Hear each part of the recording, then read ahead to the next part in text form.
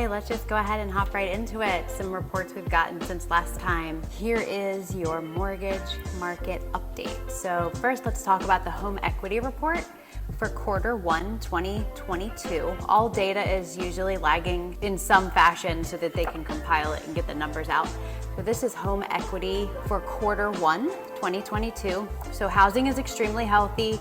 People have gained 32% equity in the last 12 months. This entails increase in pricing, amortization, both of those. Homeowners have about $65,000 in equity. The average homeowner across the nation has about $64,000 in equity, and that's like money in the bank. That's a lot of cushion for homeowners, and that's a lot of equity that they would want to protect. So when people start to talk about a housing bubble, that is not how things were in the mortgage meltdown of 2007 that most people remember. People were financing to 100%, and sometimes we were doing 125% financing on the home values. So this market is extremely different than that. So many people were putting so much money down, and values have increased.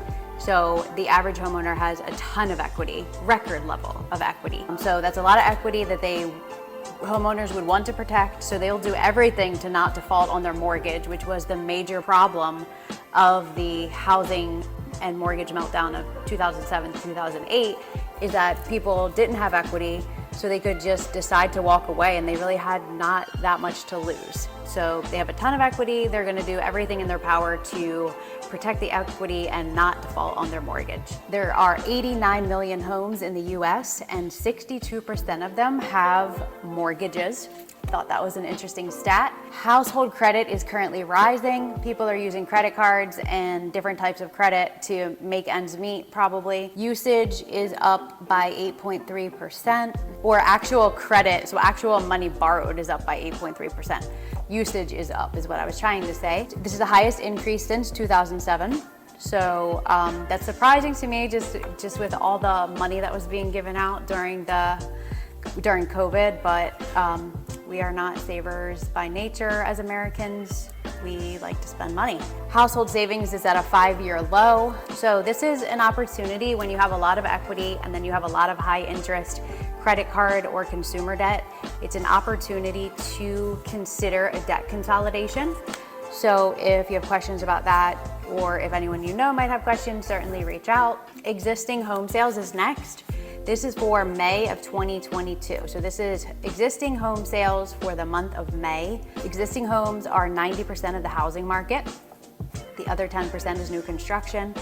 So for May, which was 2 months ago, this would be buyer activity in March, April, and probably like the very beginning of May if they had a fast closing.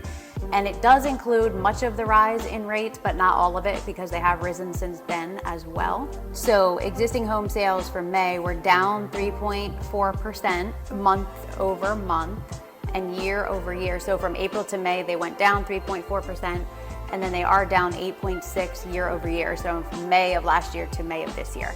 We would expect this decrease because the market was completely on fire for a solid 2.5 years, and also considering home prices are higher, interest rates are higher, and inventory is lower, we would expect a little bit of a slowdown here. So speaking of inventory did increase 12.6% from April to May, still down 4.1% for the same period just 1 year ago. So we do typically see an increase in inventory at this time of year because families want to wait till their kids are about to be done school, put their house on the market, sell it, get where they need to go before the new school year starts. So that's a typical rise in inventory every year around this time. Every single year we see it go up and then decrease as far as new inventory coming on the market. It's not cause for concern. The reason that there's new inventory is because of the seasonality of what people do. They wait for their kids to get out of school, they get their house on the market, they sell it, settle, and get to their new place before the beginning of a new school year. However, inventory is down from this time last year. Even though it went up last year just as it did this year, it's down from that time last year. So we have less homes on the market from this time last year. and this, we're talking about May, lagging data. And let's talk about rents for a second. Rents are up 14% for anyone looking for a new rental. The rates are up 14%. And then if you're going to renew the current lease that you're in, those renewals are going up by about 8%. So there is a correlation between rents and housing. When one is tight, the other tends to be tight because it's just a shortage in housing, high demand for housing, and we have a bit of a shortage here, as we've been talking about. It's becoming difficult for people to get a 0-point loan, and so here's an interesting thing that we're seeing is that the way that the rates are working, typically we could offer 0-point loans to almost everyone that applies. Now, there's a big concern for the investors that invest in mortgage-backed securities that it's obvious that they think the rates are going to go down because they're not allowing us to do 0-point loans as often as we could before because of the way that they're pricing the rates, which is complex in the back end, but just generally speaking. And then we typically could raise the rate and offer a lender credit towards closing, and they are very rare, and the amounts that we're able to give are a lot lower than they typically are. So this is an indicator that the investors really think that these rates are going to go down, and the reason that they don't want to give a lot of lender credits and offer 0-point loans is because if they get paid off in a very short amount of time, they're going to lose. That's the loss of their projected profits. So there are concerns that people are going to be paying these mortgages off that we're doing right now in this higher interest rate environment in the short term. So they have to protect their bottom line. It was what it boils down to. So with that being said, I would highly recommend, it's not a good idea for rates to come down, because what could happen, and what is likely to happen, is that you'll wait until rates come down and prices are going to be going up all along. So it would have been counterintuitive. You won't be saving because prices are now going to be up and rates are going to be down a little. So it's not worth waiting. What you want to do, the more financially savvy thing to do, is get the price now. As Dave Ramsey said, watch my Instagram reel on Mid-Atlantic Mortgage Girl, but Dave Ramsey, or go find his YouTube video, he clearly thinks housing prices are as low as they're going to be over the next 5 years. So if you have a house that you can buy today at $300,000, it is going to be higher in 5 years. So lock in the price of the house, refinance when rates come down. That's the financial strategy that we're recommending. Even Dave Ramsey is recommending that. So take a listen on that. Watch my reel on Instagram at Mid-Atlantic Mortgage Girl. I did a recent reel of Dave Ramsey talking about that. So we do expect rates to come down. We're thinking the end of this year, possibly beginning of next year. We'll see. None of us have crystal balls, but that's what we're projecting. Purchases are up week over week by 8%.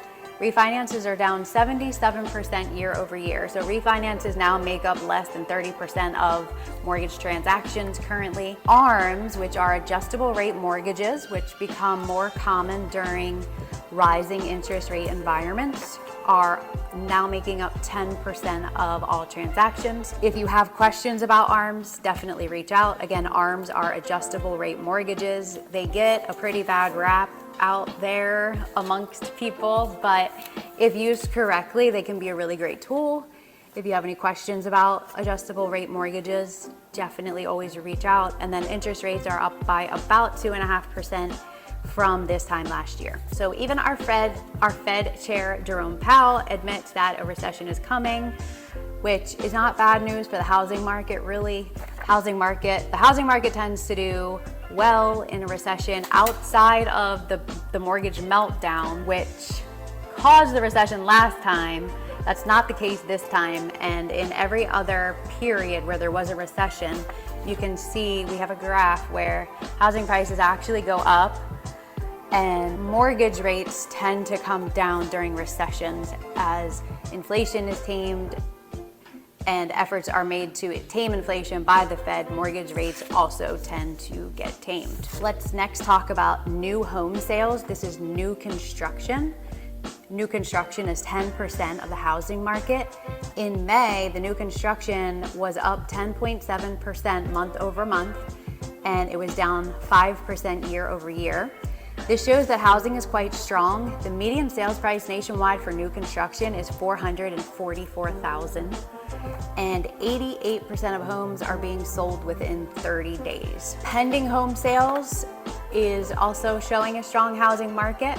This would be the signed contracts on existing homes. This was up 0.7 month over month, but it was down 13.6% year over year. We would expect it to slow some. Home prices are about 20% higher. Rates are up 2.5% from this time last year. So we would expect a little bit of a slowing, but overall it's still considered to be strong. Homeowners have record levels of home equity. Homeowners as a whole have $27.8 trillion in home equity, as compared to 2007, when the mortgage meltdown was occurring. Homeowners only had 12.7 trillion in home equity. So a big difference there, 120% higher in equity gain. The average homeowner, as I was saying earlier, has about $65,000 in home equity. Loan quality this time around is much better. People are paying their mortgages. The delinquency rate is very low on mortgages. We've been making really good loans to people. We have 3 million less in inventory than we had in 2007, and we have 14 million more households that are in demand than 2007. So to answer the common question that keeps being asked, are we in a housing bubble? No, it is not going to be anything like last time. People just have too much home equity. They put too much skin in the game, which is like in the form of down payment and cash. They're gonna protect that.